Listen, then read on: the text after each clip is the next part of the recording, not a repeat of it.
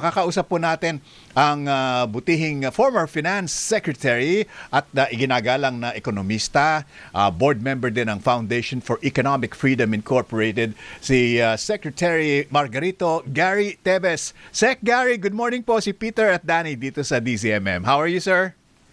Good morning, Peter, Danny. Kamusta po? Good morning, sir. Medyo mahirap talaga ang sitwasyon natin ngayon. Opo talagang Oo. para kang sinisilaban sa ilalim, sinisilaban sa taas eh.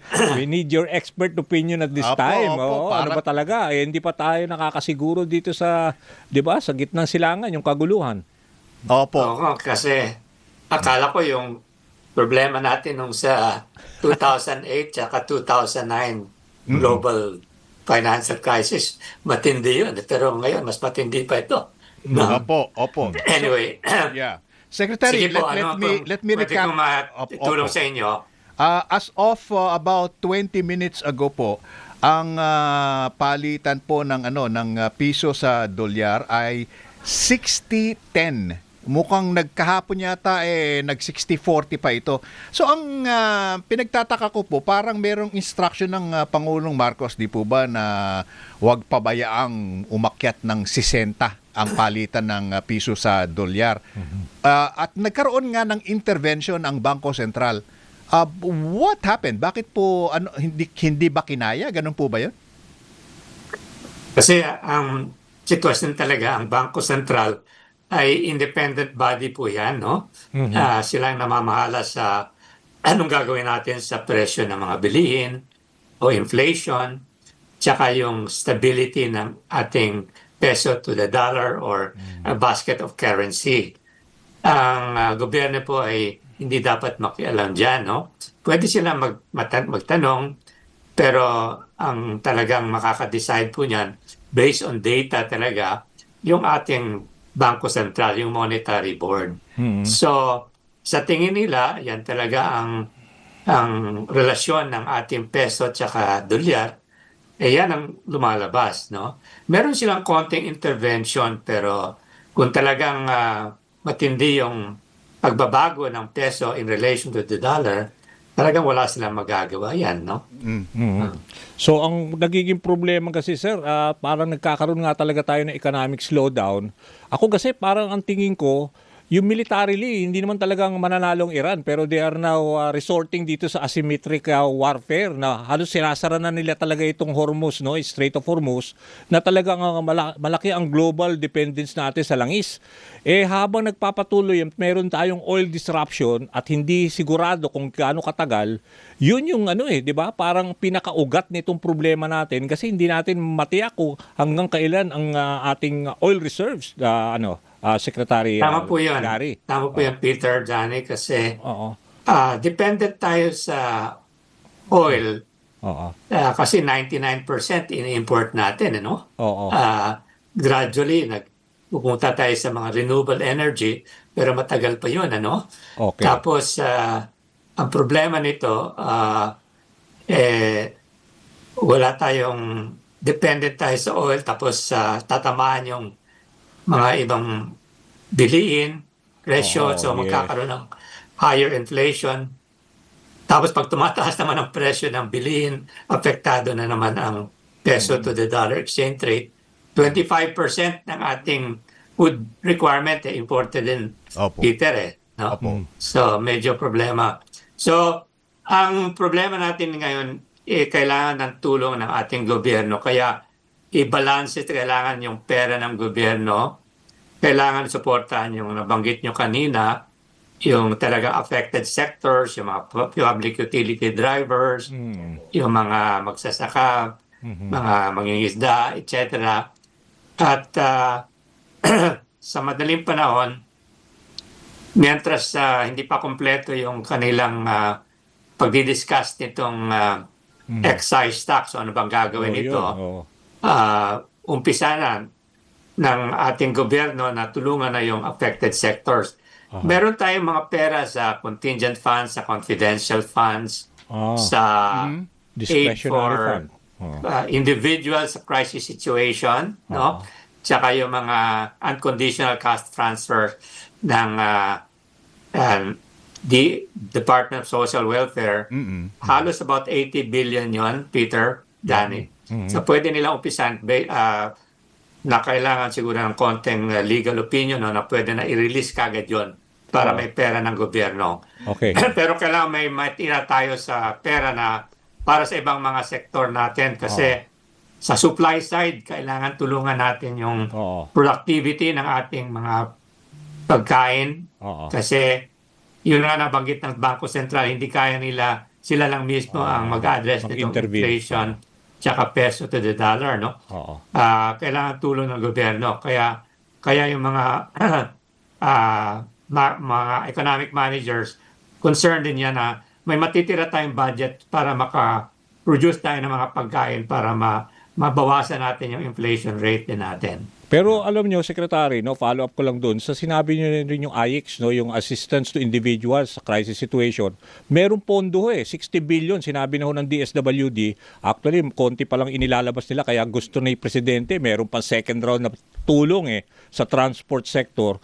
Pero for now, nakikita nyo, kasi naririnig ko most economists, siguro, I don't know if you agree with them, sinasabi nila, pag inalis daw yung excise tax, that's about 136 billion na hanggang December ang mawawala, baka daw makompromise naman daw yung mga social programs para doon sa marginalized, yung mga nasa laylayan, Secretary. Ganun din ho ba ang pananaw niya na pangamba ng iba?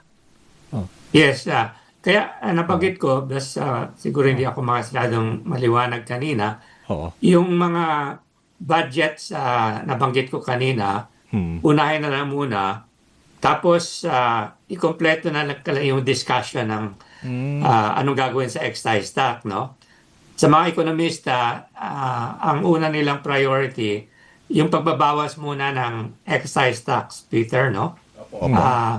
Yung first priority nila, kunyari ang excise tax ngayon sa gasolina 10 pesos no per liter, pwedeng bawasan yan to 8 pesos. Yun naman sa diesel 6 pesos per liter, pwedeng bawasan yan to say 2 pesos. So mas hindi mabigat ang problema niyan kaysa to suspend altogether Yung excise tax. yung excise tax. At saka hindi sana masyadong matagal kasi pwede magbagong panahon naman, no? Siguro subukan natin anywhere between 1 to 3 months. Baka naman pwede. So yung mga ganung bagay, i-balance lang natin. Kailangan din natin ang tulong sa privado sector na makatulong din sila doon sa supply chain, sa pagtatayo ng mga transportation, mga warehouses, mga ice storage facilities, para hindi naman masyadong mataas yung presyo pagdating sa merkado, yung presyo na galing sa farm. Tsaka siguro pwedeng bawasan muna uli yung mga tariff duties sa mga imported items para sa mga pagkain. Kasi para hindi masyadong mahal para sa ating mga consumers. Temporary lang naman ito. No? Pero, hindi naman ito maging permanent policy. Secretary, ang pinag-uusapan na po ngayon sa mga ibang bansa, yung mukhang padaus-dus na tayo dun sa tinatawag na stagflation. Dito sa Pilipinas, pinagmamalaki natin na kahit paano yung inflation rate natin is under control. Halimbawa, yung December natin, 1.8 lang. January, 2.0. February, tumaas, 2.4. I think it's a foregone conclusion na ito pong March, talagang sisipa ang inflation. Tama po yan. At ngayon nga, nararamdaman na natin, ang mahal na ng bigas Opo. So, ang tanong po, ano po ang pwedeng gawin para ma-minimize man lang? Kailangan bang magtaas na muli ng interest rate? Yan ang problema na ng Bangko Sentral. Kaya nagre-request ang Bangko Sentral na tulungan sila ng gobyerno at privado sektor na hindi yung tataas uli ng interest rate. Malaking probabilidad na tataas uli yung interest rate, no? Lalong-lalo na kung walang tulong doon sa supply side. Yung pagkain, yung availability, tsaka affordability, etc. So, kailangan magtulungan sila. Pero talagang mangyayari po yan. Tataas talagang presyo. At ang tanong na lang is to what extent, no? Yes. So, sana hindi masyadong mataas. Kasi talagang mahirapan talaga ang ating taong bayan. Tsaka talagang kakapusin ang pera ng gobyerno doon na sa social program. So, nagkakaproblema kasi kung wala tayong increased productivity naman, nakakapagpapataas din ng presyo ng bilihin yan. No? Opo. Pag-usapan naman po natin yung yung GDP as a result of this oil crisis po. Matik po ba 'yon na bababa ang ating GDP, expected GDP for 2026? Yes, ganun din ang mangyayari. To what extent naman, depende sa gaano katagal itong sitwasyon ngayon, tsaka gaano mawawala sa budget ng national government ang mapupunta sa mga social program dahil sa sitwasyon ngayon. So yung mga budget, for example, for the Department of Agriculture at iba pang department para makatulong sa overall improvement ng ekonomiya, may mababawasan din. Kaya concerned po ang economic managers sa sobrang suporta dun sa social programs kasi mawawala naman ng pera para doon naman sa tinatawag ng growth enhancement support dun sa mga line agencies tsaka sa Department of Agriculture. So, ang suggestion po natin na dapat every week po, sana ang Development Budget Committee ay magtalakay sila. Tsaka ang LEDAC po gamitin para ma-monitor talaga ang sitwasyon. Kasi sa LEDAC na ang mabuti dyan ay yung leaders ng Congress tsaka ang Presidente, nagtutulungan sila para maka-decide kagad sila kung anong gagawin. So, hindi na kailangan patagalin . Every week, i-monitor yan nila. No? Balisek, yung kasi ngayon kinakaharap din ng ibang yung mga panawagan, narinig ko yung ibang sektor, bakit naman nakabinbin kasi sa Kongreso, 'di ba? Yung gusto nila yung wage hike. Alam ko pinag-uusapan din, is this the right time kayo? Ekonomista ho kayo, siguro malaman namin. Marami rin kasi nagsasabi baka naman daw magkaroon ng 'di ba dislocation or lalo na magsara ilang kumpanya. Yung pagtataas ho ba ng sahod is not really the proper time at sa ngayon dahil nga sa dahil sabi nila masyadong mahigpit ng ang paghihigpit ng sinturon . Ano ho ba ang tingin niyo timing dito? Yes, hindi po panahon po ngayon. Ma-imagine na natin tong napanganak tayo nung sa giyera, Second World War. Parang ganito nga sitwasyon natin, tighten all our belts ngayon. Kaya nga. Parang pamilya na ito na sabi, anak, wala na tayong pera, kailangan bawasan na natin yung ibang nating ginagawa. Doon na lang tayo sa pinaka-basic muna. Wag na muna yung wage hike, saka na yun. Tsaka meron naman tayo mga wage board dyan. Later on na yan, unahin na natin yung pagkain, yung transportation natin, yung paano natin palaguin yung available funds, tsaka rather mga production para hindi masyadong mataas yung inflation rate. Yan ang kailangan natin. Tsaka ang Pangulo sana magbigyan ng periodic messages sa ating taong bayan na itong ginagawa nila and things are going to be in order with your support. Kailangan ng encouragement din sa ating Pangulo. Maikli lang, ito ho bang 4-day work week something na very very feasible sa panahon ngayon? Yes, makakatulong? Kailangan po yan, makakatulong po yan. Kasi yung movement ng vehicle masyadong matindi yan sa gasolina at sa diesel. No? So, tayo naman ako personally, I prefer working here, although of course I'm no longer full-time. Pero yung inconvenient lang, yung connectivity maganda. Pero ngayon, dadagdagan pa ng problema sa gasolina, mas mabuti pa yon. Tsaka yung very simple things natin, lalo sa probinsya, Peter, Danny.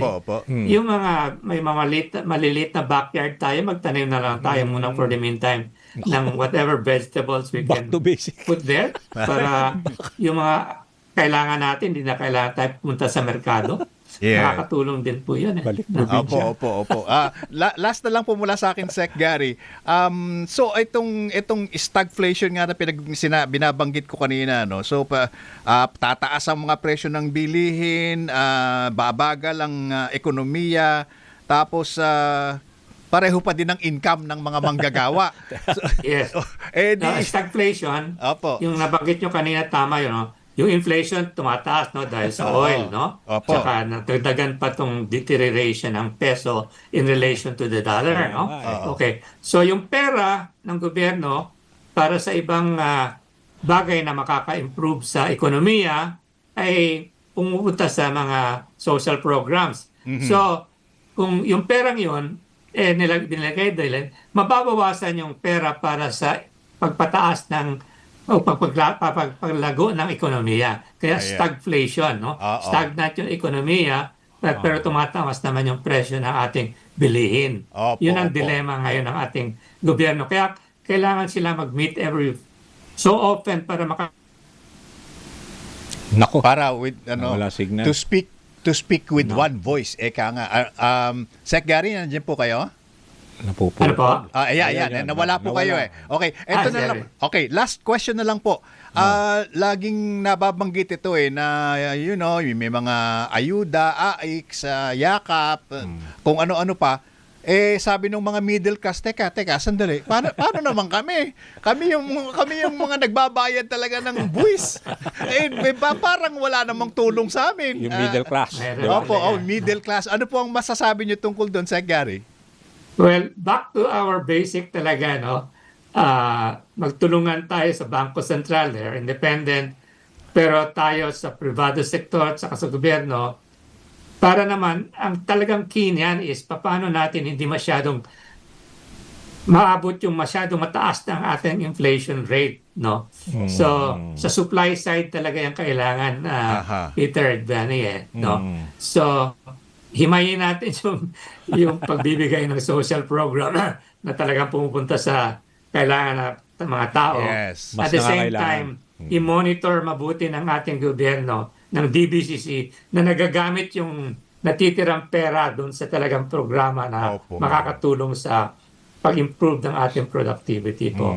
Saka nabanggit ko kanina, temporarily i-reduce muna natin yung mga tariff duties doon sa mga imported items na makakatulong sa pagbababa o hindi pagpatataas masyado ng presyo ng ating bilhin. Yung mga corn, yung gano'n. Makakatulong po yan. Opo, Sec Gary, I remember na kausap namin kayo nung nabanggit nga sa tanong na ilang porsyento ba sa ating annual budget ang nawawala dahil sa korupsyon? Natatandaan ko yun, mga 20 to 30%. Dapat yun ang pag-usapan siguro eh. Yeah, of course, that's another one. Kaya nga yung sa pag-monitor nila, makakatulong yan. Kasi namomonitor nila kung saan talaga pumupunta ng pera. Hindi na kailangan mag-intay mga 6 months. Every week or every 2 weeks, i-monitor po nila yan. Opo. I-monitor, ipakulong. Sec Gary, maraming salamat po. Salamat to, Sec Thank you Gary. so much for your insight, sir. Not at all. Anytime po, Peter, Danny. Salamat, Secretary. Our pleasure, sir. Si former Finance Secretary Margarito Gary Teves. Siya. Partner, ang sinasabi niya